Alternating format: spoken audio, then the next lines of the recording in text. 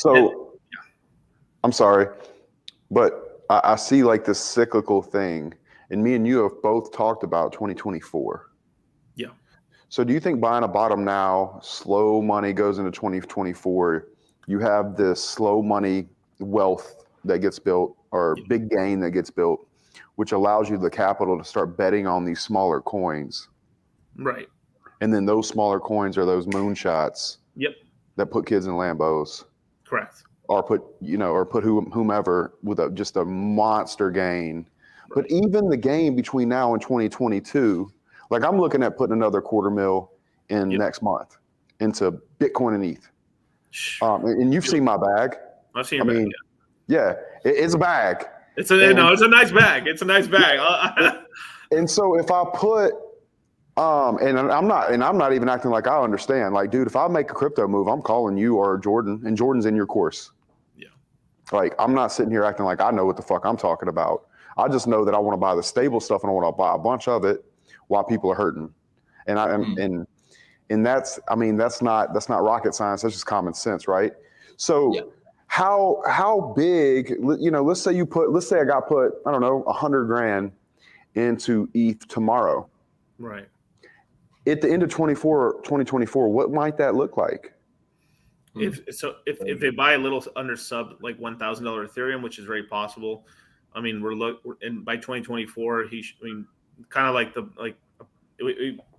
$100,000 should turn into something like $400,000 to like $800,000, depending on the Ethereum price. Wow.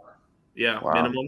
Minimum. I mean, 400 would be kind of an underperformance actually, but because if you buy between like because the price could actually because we hit a low on Ethereum of $800 on the lowest it's been, right?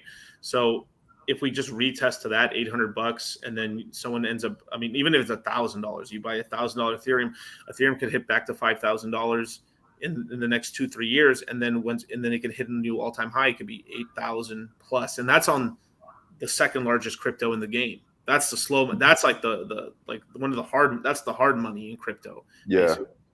And that's the kind of money you can make in 2 years, right? So you could take 100 G's and make that to $400,000 to $800,000 just off 100 G's. Wow. Yeah. And a really, really easy way to look at it, is kind of look at it in two ways too, kind of like you described it there, Justin, before, which was one, look at the kind of past, what's happened to people before who've done that strategy, and then like kind of extrapolate that into the future and kind of what's coming next in crypto. And I think that's what a lot of people have a real hard time with, is kind of extrapolating patterns out into the future.